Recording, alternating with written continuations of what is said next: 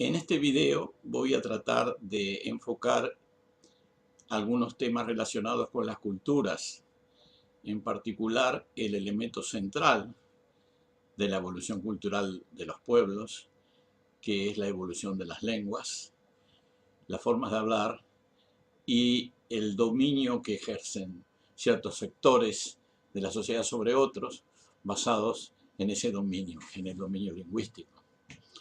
Históricamente hay que tener en cuenta que la evolución histórica de las sociedades tradicionales, que se basaban en estructuras comunitarias y modalidades de producción y consumo autosustentables, llevó a la formación de culturas locales diferenciadas. Si bien existía intercambio entre comunidades debido a su relativo aislamiento, se desarrollaron características lingüísticas particulares en cada zona que eran distintas de las lenguas vecinas. Estas variaciones idiomáticas o dialectales, que a veces podían ser muy importantes, actuaban como eje definidor de las culturas, digamos, eje definidores de las identidades particulares y zonales. Debido a ese proceso se desarrollaron muchas lenguas, muchos dialectos, muchas formas de hablar, a veces comprensibles entre pueblos vecinos y a veces no inteligibles entre dichos pueblos y otros que se encontraban a mayor distancia. En la medida que se desarrollaron los estados, los reinos, los imperios, con una administración más o menos centralizada, se fue generando la necesidad de adoptar una o más lenguas comunes. Para empezar, fue muy importante el desarrollo de la escritura. Eso congela en cierto modo algunos aspectos de los idiomas y también proporciona un instrumento para los poderes del Estado, para la generación de sistemas burocráticos, incluso religiosos, asociados a estos idiomas, que ya son escritos, lo que podríamos llamar lenguas oficiales dominantes, que comenzaron a tener influencia sobre las lenguas habladas, sobre todo a nivel de los vocabularios, aunque mucho menos sobre las estructuras gramaticales. Al mismo tiempo, por necesidades prácticas, en los lugares donde se hablaban varias lenguas, varios dialectos, se creó la necesidad de desarrollar lenguas francas que permitieran que se comunicaran unas zonas con otras, unos pueblos con otros, unas comunidades con otras.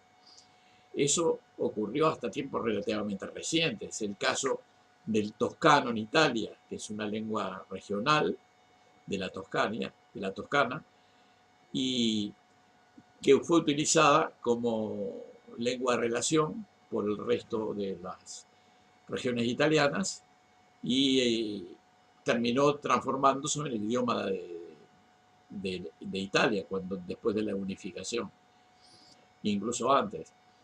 Es el caso también del Swahili en África Oriental, donde hay muchas lenguas en Kenia y en países vecinos y en Tanzania, pero el Swahili es lo que permite que la gente se comunique entre sí. En otros casos, la lengua que se impuso pertenecía a la región más fuerte, cultural, económica o políticamente, como es el caso del castellano en España. Es el caso también del inglés en las Islas Británicas, del mandarín en China o incluso del propio inglés en la India, del francés en los países del noroeste de África, el ruso en Siberia, etc. A medida que se fueron construyendo y independizando nuevos estados durante los siglos XIX y XX, se fueron consolidando los idiomas nacionales. Este fenómeno de consolidación de idiomas nacionales se dio sobre todo en el continente europeo y en Asia, y en menor medida en África, que era víctima del colonialismo de todas maneras. En el continente americano se dio un proceso diferente. Debido a la invasión y ocupación de los territorios nativos, las culturas locales fueron parcial o totalmente sustituidas, eliminando o debilitando a las lenguas indígenas. Una situación similar a la que se dio en América con las poblaciones indígenas se dio en Australia y Nueva Zelanda.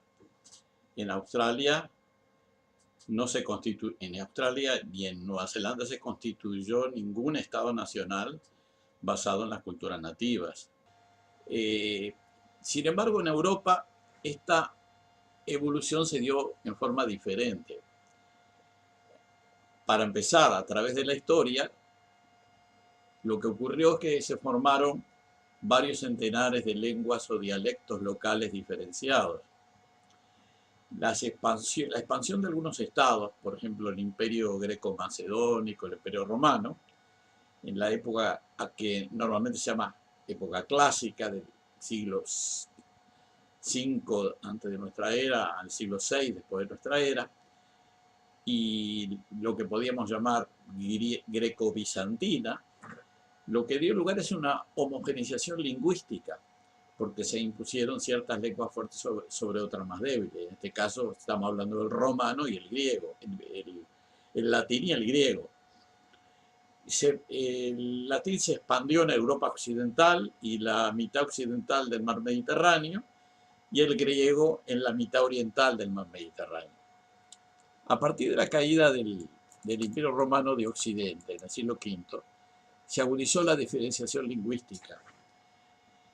Así, luego de varios siglos de transformación, las lenguas locales, que estaban fuertemente influidas por el latín escrito, que además cumplía funciones burocráticas y religiosas, dieron lugar a varias lenguas generalmente llamadas romances en las antiguas provincias del imperio. Por ejemplo, en la península ibérica se desarrollaron el idioma galaico-portugués, el castellano, el catalán, el asturiano, el leonés y otros.